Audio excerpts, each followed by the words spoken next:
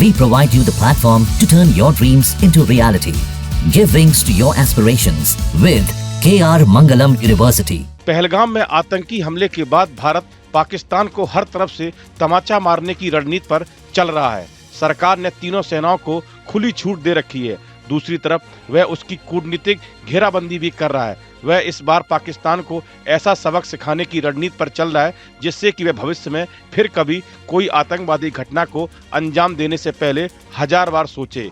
इस दिशा में आतंकवादियों के पनाहगाहों पर सैन्य कार्रवाई के विकल्प तलाशने के साथ उसने सिंधु जल संधि को तोड़ दिया है। इसके बाद उसने पाकिस्तान को सबसे अधिक पानी देने वाली नदी चिनाब का पानी भी रोक दिया है। चिनाब पर बागलेहार में बने डैम के फाटक बंद कर पानी को दूसरी दिशा में मोड़ दिया गया है। इससे पाकिस्तान में इस गर्मी अकाल आ सकता है।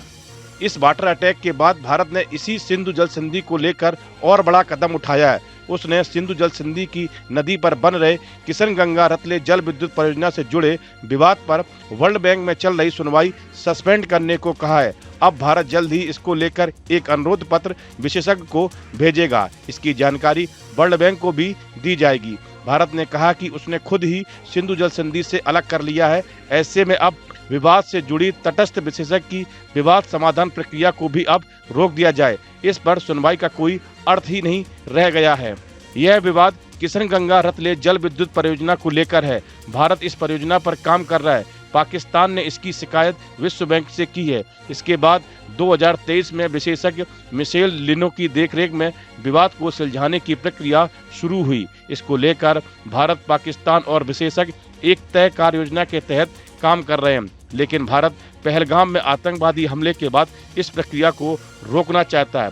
इस विवाद को सुलझाने के लिए इस साल की बैठकें होने वाली थी। पाकिस्तान को परियोजना को लेकर जो शिकायत थी उसके बारे में जवाब देना था। इसके बाद इसी साल दिसंबर में विशेषज्ञ परियोजना स्थल का दौरा भी करने वाले थे। यह प्रक्रिया 2026 तक चलने वाली थी, लेकिन भारत ने अब इस पूरी प्रक्रिया को सस्पेंड करने को कहा है। इस परियोजना को लेकर 2023 से सुनवाई चल रही है।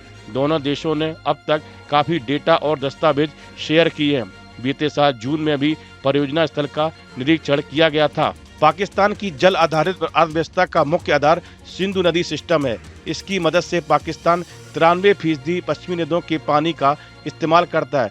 80% कृषि भूमि इसी जल पर निर्भर है। लाखों लोगों की रोजी रोटी, शहरों का जल आपूर्ति नेटवर्क और हाइड्रो पावर उत्पादन इसी प्रणाली पर टिका है। इसलिए जब भारत ने सिंधु जल समझौते को सस्पेंड करने का संकेत दिया, पाकिस्तान के राजनीतिक और सैन्य नेतृत्व में घबराहट और आक्रोश देखने को मिला। इस वीडियो में फिलहाल इतना ही। आप बने रहिए न्यूज नेशन के डिजिटल प्लेटफॉर्म के साथ।